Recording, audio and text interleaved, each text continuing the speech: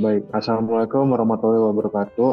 Selamat pagi, selamat siang, selamat sore, selamat malam. Perkenalkan kami dari kelompok 9 Etika Profesi kelas E. Di sini kami akan mempresentasikan hasil penelitian kami dengan judul Profesi di bidang Teknologi Informasi dan Komunikasi.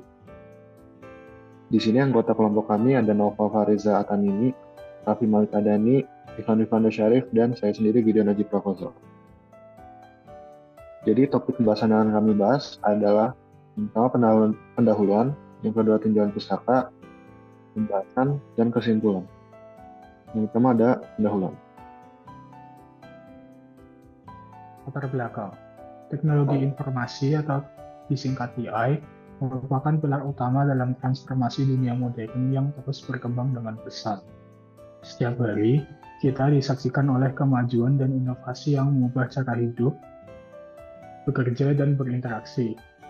Dinamika perkembangan TI tidak hanya menciptakan perubahan dalam aspek teknologi itu sendiri, tetapi juga secara signifikan mempengaruhi berbagai sektor kehidupan manusia, termasuk dunia pekerjaan.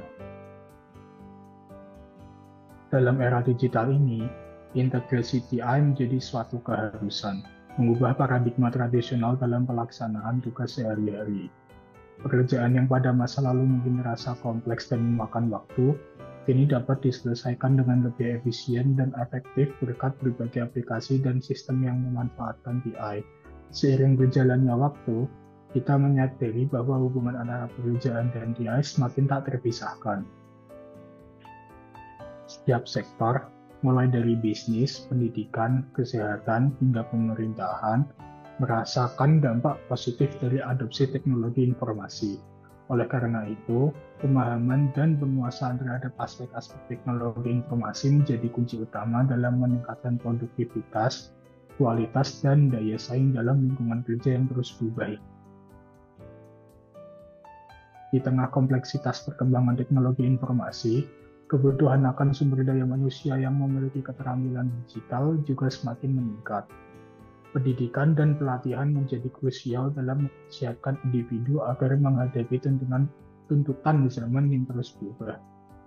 Masyarakat perlu didorong untuk mengembangkan literasi digital guna memahami, mengelola, dan berpartisipasi secara aktif dalam lingkungan digital. Dengan demikian, transformasi dunia modern tidak hanya membutuhkan perubahan dalam infrastruktur teknologi, tetapi juga investasi dalam pengembangan kapasitas individu agar dapat menjawab tantangan dan peluang yang dihadapi dalam era digital ini. Lalu ada rumusan masalah.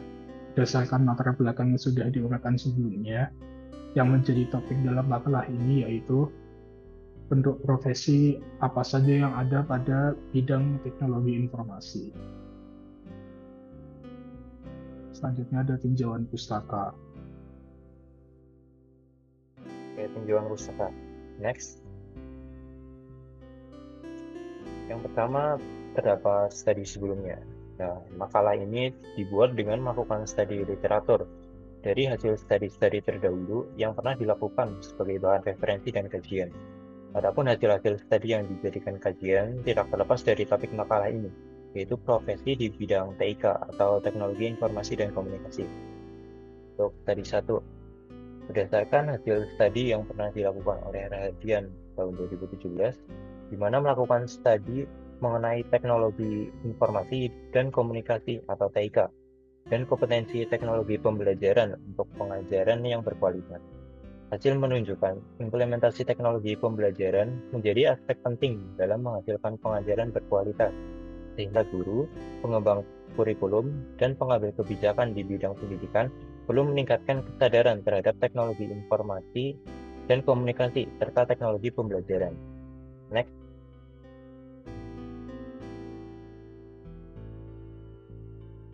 Selanjutnya, studi kedua. Rizky dan kawan-kawan pada tahun 2019 pernah melakukan studi mengenai profesi di bidang teknologi informasi. Hasil dari studi tersebut menyatakan perkembangan teknologi informasi dan internet yang pesat memberikan potensi besar bagi kemudahan manusia dalam menjalani kehidupan dan meraih keberhasilan dalam bermasyarakat. Berbagai profesi di bidang teknologi informasi menjadi penting, dan peningkatan jumlah profesi ini diharapkan dapat mengurangi tingkat pengangguran dan diharapkan kemajuan teknologi di Indonesia dapat terus berkembang dan tidak tertinggal dibandingkan dengan negara-negara lain. Next. Studi ketiga. Febriani tahun 2023 juga melakukan studi mengenai profesi di bidang teknologi komputer dan informasi dengan melakukan studi literatur dari berbagai sumber. Hasil studi menunjukkan bahwa dalam bidang teknologi komputer dan informasi terdapat beragam profesi yang menciptakan ekosistem kerja kaya akan keterampilan dan pengetahuan khusus. Dengan perkembangan zaman yang terus berlangsung, kebutuhan akan ahli IT semakin mendesak, membuka peluang karir yang beragam dan menantang. Next. Selanjutnya dasar teori. Pada dasar teori ini terdapat 5 poin. Poin pertama adalah profesi, kedua teknologi informasi dan komunikasi, ketiga networking, keempat sistem, kelima programmer. Next.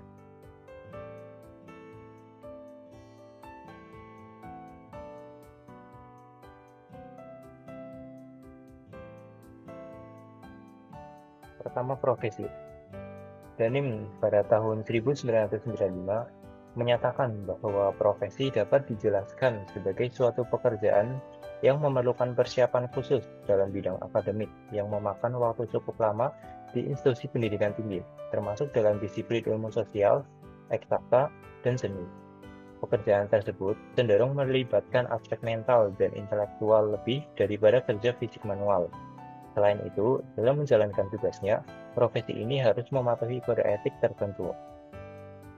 Lucian tahun 1992 mengutip pendapat McCulley mengatakan bahwa dalam suatu pekerjaan yang bersifat profesional dipergunakan prosedur serta teknik yang bertumpu pada landasan intelektual yang secara sengaja harus dipelajari dan secara langsung dapat dipergunakan bagi kemaslahatan orang lain. Next.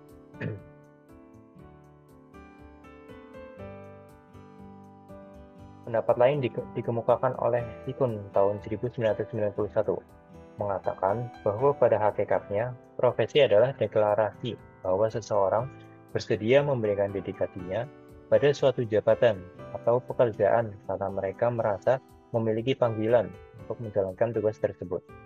Pernyataan ini menegaskan bahwa profesi pada dasarnya timbul dari kesediaan pribadi seseorang dengan tegas untuk mengabdikan diri pada pekerjaan atau jabatan yang menjadi fokusnya. Next.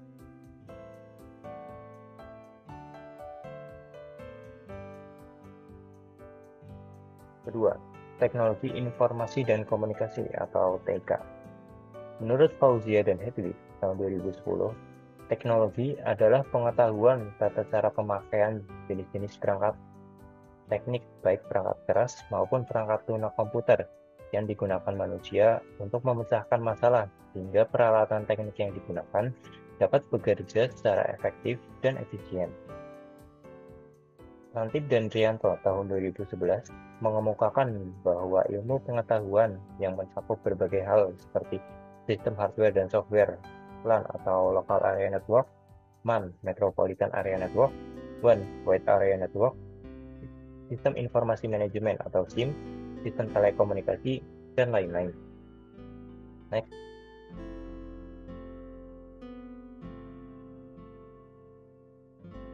Abner tahun 2003 menjelaskan teknologi komunikasi adalah peralatan perangkat keras atau hardware dalam sebuah struktur organisasi yang mengandung nilai-nilai sosial yang memungkinkan setiap individu dapat mengumpulkan, memproses, menyimpan, dan mentransfer informasi dengan individu maupun kelompok. Dari pengertian menurut 3 ahli tersebut, didapatkan kesimpulan bahwa teknologi informasi dan komunikasi atau TIK merupakan teknologi yang digunakan dalam memproses untuk mendapatkan, menyusun, menyimpan, mengubah, dan mengolah data atau informasi dengan tujuan menghasilkan data yang relevan, akurat, dan tepat waktu, baik kepentingan untuk individu maupun kelompok. Next.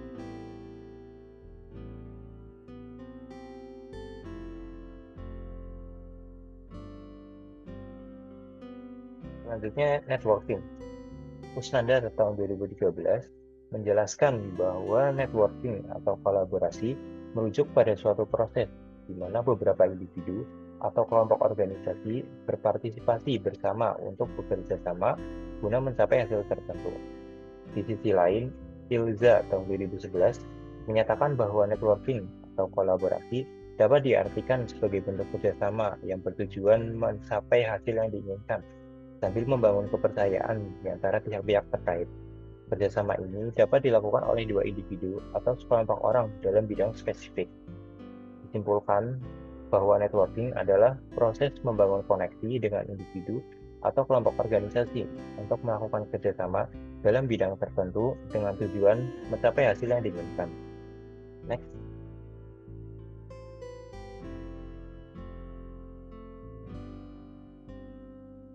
Yang keempat adalah sistem.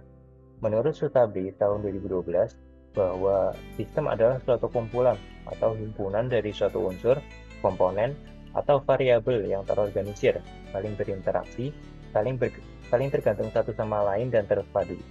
Sedangkan Vatansyah mengemukakan bahwa sistem adalah sebuah tatanan atau keterpaduan yang terdiri atas sejumlah komponen fungsional dengan satuan fungsi dan tugas khusus yang saling berhubungan dan secara bersama-sama bertujuan untuk memenuhi suatu proses tertentu. Didapatkan kesimpulan bahwa sistem adalah satu kumpulan elemen, unsur, atau komponen yang saling berhubungan, terorganisasi, berinteraksi, serta terpadu untuk mencapai suatu tujuan atau menjalankan suatu proses tertentu. Next. Yang terakhir, programmer. Menurut Buden tahun 1997, seorang programmer adalah seseorang yang menulis kode komputer. Tugasnya mencakup perencanaan dan merancang program, menulis kode, menguji dan memperbaiki bug, serta memelihara perangkat lunak. Paul Graham tahun 2004 menjelaskan programmer adalah seseorang yang bisa mengubah pikiran dan ide abstrak menjadi sesuatu yang dapat berjalan di komputer. Jadi programmer adalah individu yang memiliki keahlian untuk menulis, mengembangkan, dan memelihara suatu program. Mereka adalah problem solver yang menggunakan pengetahuan teknis mereka untuk menciptakan solusi perangkat lunak yang efektif. Next. Selanjutnya pembahasan akan dijelaskan oleh teman saya. Baik, selanjutnya pembahasan. Perkembangan teknologi informasi yang sangat pesat membuat banyak peluang terbuka, termasuk peluang pekerjaan atau profesi. Teknologi informasi atau IT telah menjadi bagian penting dari kehidupan sehari-hari, mulai dari bisnis, pendidikan, pemerintahan, hingga hiburan. Hal ini menyebabkan kebutuhan akan tenaga kerja di bidang AI juga semakin meningkat. Next.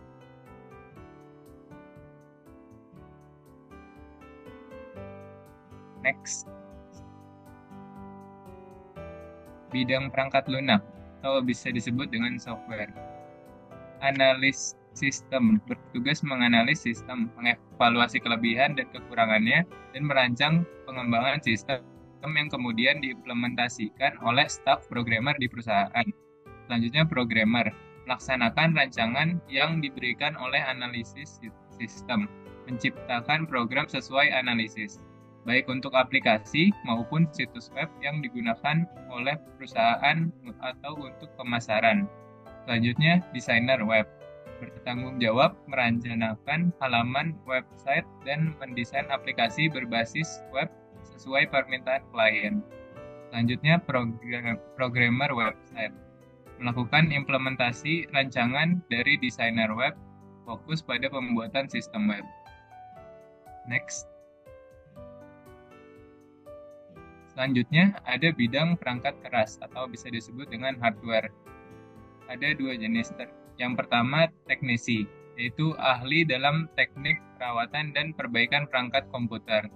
Yang kedua, ada insinyur jaringan, yaitu terlibat dalam pemeliharaan dan perbaikan teknis jaringan komputer, seperti yang sering dikaitkan dengan wifi.id dan perusahaan besar seperti IndiHome.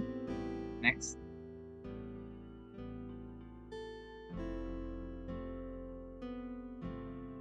Selanjutnya, ada bidang operasional. operasional sistem informasi. Yang pertama ada operator EDP, yang bertugas mengoperasikan program yang terkait dengan pemrosesan data elektronik di perusahaan. Yang kedua ada administrator sistem, yang melakukan administrasi sistem, pemeliharaan, mengatur akses, dan mengelola operasional sistem. Yang ketiga ada direktur MIS, atau bisa disebut dengan manajemen informasi sistem, yang bertanggung jawab atas manajemen keseluruhan sistem, termasuk sumber daya manusianya dan memperhatikan dampak dari sistem yang diterapkan. Next.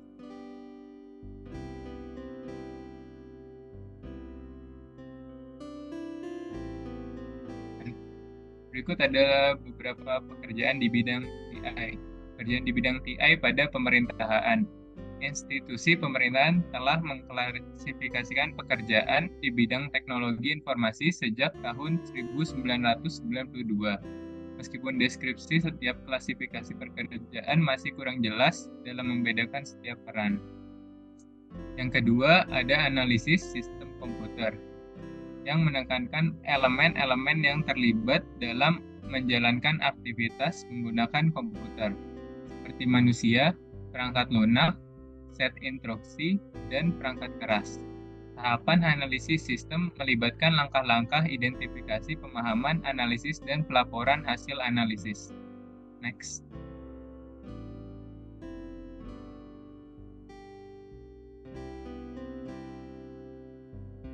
Selanjutnya ada data scientist, yaitu profesi yang terlibat dalam pengumpulan, pengolahan, dan analisis data untuk menghasilkan informasi yang berguna dalam mengambil keputusan bagi organisasi atau badan usaha.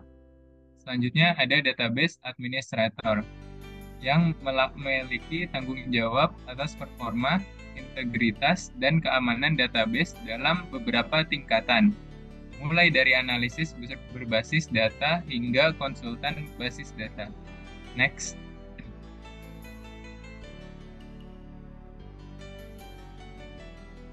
Selanjutnya ada software developer.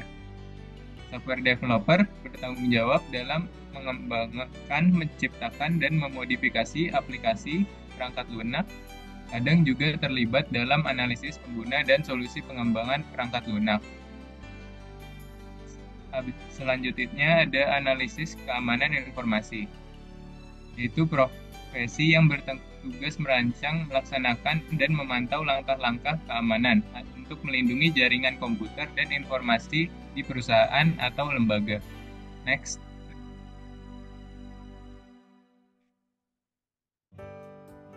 Selanjutnya ada web developer. Web developer adalah profesi yang mencakup perancangan, pengembangan, dan modifikasi situs website, serta analisis kebutuhan untuk pengguna, penerapan konten grafis, dan fitur kerja. Selanjutnya ada arsitek jaringan komputer, yang bertanggung jawab atas pelaksanaan, pemeliharaan, pengembangan, dan perancangan jaringan komunikasi dalam organisasi. Next. Dan yang terakhir ada UI UX designer. UI UX designer mengkombinasikan aspek fisik, warna, animasi, dan pola komunikasi untuk menghubungkan antar pengguna dengan program yang dikembangkan. Next.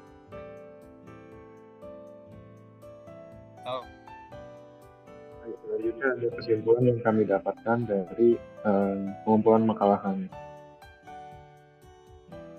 Jadi, dalam era yang didominasi oleh perkembangan teknologi informasi, berbagai profesi dalam bidang TI telah menjadi bagian integral dalam struktur pekerjaan.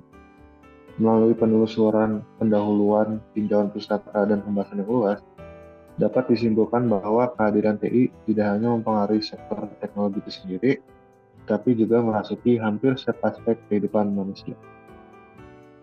Jadi ada yang pertama, poin yang pertama adalah perkembangan teknologi informasi. TI ini seperti yang tadi sudah dibilang, bahwa telah mempercepat dan mempermudah banyak aspek kehidupan. Memperkenalkan cara-cara baru untuk berinteraksi, bekerja, dan belajar. Lalu ada dampak pada profesi. Bidang-bidang seperti analisis sistem, pengembangan perangkat lunak, keamanan informasi, serta desain dan pengolahan web mulai telah berkembang menjadi profesi yang diperlukan dalam berbagai sektor. Lalu poin ketiga adalah peran keterampilan digital. Meningkatnya kompleksitas dan kebutuhan akan keterampilan digital telah membuka peluang baru dalam dunia kerja. Kesiapan individu untuk menghadapi tuntunan zaman yang berubah menjadi krusial. Lalu poin keempat yaitu pentingnya literasi digital. Pendidikan dan pelatihan menjadi penting dalam mempersiapkan individu agar dapat beradaptasi dengan perubahan yang terus berlangsung di era digital ini. Peningkatan literasi ini menjadi fokus utama. Jadi, dalam langkah ke depan, adalah penting untuk memahami bahwa TI tidak hanya tentang perangkat keras dan perangkat lunak, tapi juga bagaimana individu dan masyarakat dapat beradaptasi dan menggunakan teknologi secara efektif dalam berbagai bidang. Dengan demikian, upaya untuk mengembangkan keterampilan dalam bidang TI dan mempromosikan literasi digital di kalangan masyarakat akan terus menjadi prioritas. Sekian presentasi dari kelompok kami, kurang lebihnya mohon maaf. Wassalamualaikum warahmatullahi wabarakatuh.